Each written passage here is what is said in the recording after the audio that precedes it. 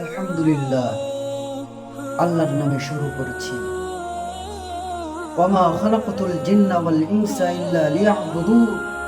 আল্লাহ পাক তার নিজের ভাষায় কোরআনে কারিমার মধ্যে বলেছেন, আমি দুনিয়ার মধ্যে জিন এবং ইনসানকে শুধুই মাত্র ইবাদত করার জন্য বানিয়েছি। আল্লাহ পাক বলছেন, আর কারো ইবাদত নয়, শুধুই মাত্র একান্তভাবে বান্দা এবং জিন আমার ইবাদত করবে। এখন প্রশ্ন হচ্ছে, আপনি কে? আল্লাহ পাক বলেছেন, জিন এবং ইনসান। আপনি হলেন একজন ইনসান, আপনি মুসলমানের ঘরে জন্ম নিয়েছেন, আপনার সৌভাগ্য। আপনার নিজের বলতে কিচ্ছু নাই। আপনি যদি বলেন, আমার এই চুল, আমার এই শরীর, আমার চোখ, আমার নাক, আমার মুখ, আমার হাত, আমার পা, এই সব কিছু আমার, এটা সম্পূর্ণ ভুল। এটা আপনাকে আল্লাহ পাক আপনাকে দয়া করে, মায়া করে আপনাকে বানিয়েছে। আপনি কিসের অহংকার করেন? আপনার নিজের বলতে কি আছে? আপনার নিজের বলতে কিচ্ছু নাই। নিজের বলতে এতটুকু আছে, আপনি যখন দুনিয়ার মধ্যে এসে সঠিকভাবে সঠিক রাস্তায় চলবেন, আল্লাহ পাক যে কথাগুলো কোরআনের মধ্যে বলেছেন, আল্লাহ পাক যে কথাগুলো হাদিসের মধ্যে আল্লাহ রাসূলের দ্বারাই বলিয়েছেন, সেইগুলো যদি আপনি মানেন, তবেই আপনার ওটাকেই আপনি নিজের দাবি করতে পারবেন। তাছাড়া আপনার নিজের বলতে কিচ্ছু নাই। আপনি কি বোঝাতে চান? ক্ষমতার অহংকার দেখে আপনি কি বোঝাতে চান? অহংকারী করে আপনার নিজের বলতে কিচ্ছু নাই। আপনাকে শুধুমাত্র দেওয়া হয়েছে, দুনিয়ার মধ্যে পাঠানো হয়েছে শুধুই মাত্র একান্তভাবে আল্লাহর ইবাদত করার জন্য।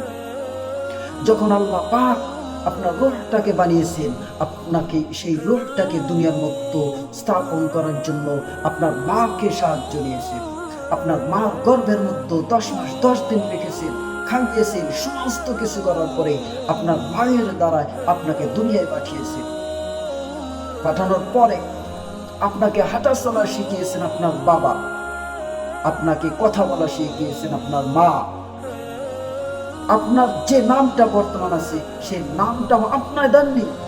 এই নামটাও আপনি রাখার সৌভাগ্য ক্ষমতা রাখেন নাই। এই নামটাও দিয়েছে আপনার বংশধর, আপনার বাবা নয়তো বা মা, নয়তো বা চাচা চাচি, ভাই ব্রাদার, আত্মীয় স্বজন দিয়েছে আপনার নামটা। আপনি নিজের নাম পর্যন্ত রাখতে পারেন নাই। আপনি কেন ক্ষমতার অহংকার দেখাবেন? আপনার নিজের বলতে কিচ্ছু নাই। আজকের দুনিয়ার মধ্যে কামাই, টাকা পয়সা, ধন দৌলত, এশ আরামের জিন্দেগি বিতাইয়ে যাচ্ছ, কিন্তু কাল কিয়ামতের দিন, যেই দিন, এমন একটা দিন, সেই দিন সমস্ত উম্মতগুলো হাহাকার, কান্নায় আওয়াজ আওয়াজ। আল্লাহ পাক বলেছেন ফি কওলিহি তাআলা, ইয়াউমা ইয়াফিরুল মারউ মিন আখি, যেই দিন ভাই ভাইয়ের হবে না, ওয়া উম্মিহি ওয়া আবি, মা সন্তানের হবে না, ওয়া সাহিবাতিহি ওয়া বানি, বাপ বেটার হবে না, লিকুল্লি ইমরিইম মিনহুম ইয়াউমা ইযিন শা'নুন ইউগনি, স্ত্রী স্বামীর হবে না সেই দিন, এবং ছেলে সন্তান কোনো কাজেই আসবে না সেই দিন। এক একটা নেকির জন্য হাহাকার করে কান্নার আওয়াজ, কিন্তু আপনার মা বাবা, ভাই বোন, আত্মীয় স্বজন একটা নেকি দিয়ে আপনাকে সাহায্য করবে না। দুনিয়ার মায়ের মধ্যে পড়ে নিজের জীবনটাকে ধ্বংস করে দিচ্ছ, কিন্তু কাল কিয়ামতের দিন এই দুনিয়া থেকেই আপনাকে আমল করে, ইবাদত করে, আপনার ঈমানটাকে মজবুত করে কাল কিয়ামতের দিন সেই হাসরের ময়দানের মধ্যে আপনাকে উপস্থিত হতে হবে। এই নয় যে এই দুনিয়ার মধ্যে শুধুই মাত্র আল্লাহর ইবাদত করব। আল্লাহ পাক বলেছেন, তুমি ইবাদত করো, ইবাদতের সঙ্গে সঙ্গে তুমি কি করো? তুমি নিজে বাঁচার জন্য সঠিক রাস্তায় হালাল উপার্জন করো। এর থেকে বোঝা গেল তুমি নিজের বলতে কিচ্ছু রাখো নাই। তোমাকে কথা বলা শিখিয়েছে তোমার মা, তোমাকে চলা শিখিয়েছে তোমার মা, তোমাকে সমস্ত কিছু সাহায্য করেছে দুনিয়ার মানুষ।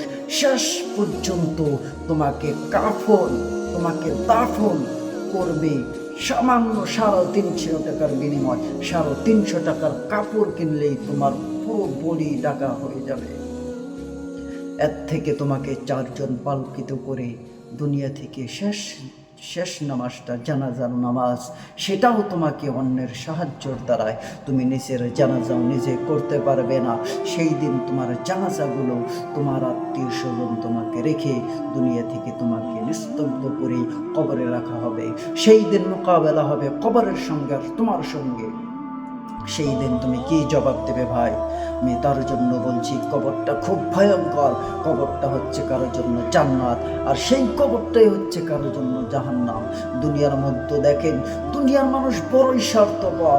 দুনিয়ার মানুষ তোমাকে সাহায্য করবে, তোমাকে টাকা পয়সা দিয়ে তোমাকে দুনিয়াবি কামিয়াবি হাসিল করে দেবে, কিন্তু দুনিয়া থেকে যখন তোমাকে কবরে শুইয়ে রাখা হবে, সেই দিন তোমার কেউ সঙ্গ নেবে না। একদিন, 2 দিন, 3 দিনের পরে তোমাকে ভুলে যাবে। তার জন্য ভাই বলছি, ইসলামটাকে আঁকড়ে ধরো। আল্লাহ রাসূল সাল্লাল্লাহু আলাইহি ওয়াসাল্লাম যেভাবে আমাদেরকে চলতে বলেছেন, যেভাবে সাহাবারা চলেছেন, যেভাবে উলামায়ে দ্বীন চলেছেন, আমরা সেই রাস্তায় চলে গিয়ে আল্লাহর সঠিক রাস্তাগুলো যেন দুনিয়ার মধ্য থেকে সঠিক ইমানদার আমাদের ইমানকে মজবুত করে যেন আমরা দুনিয়া থেকে বিদায় নিতে পারি। আল্লাহ পাক যেন আমাদের সবাইকে তৌফিক দান করেন। আমিন।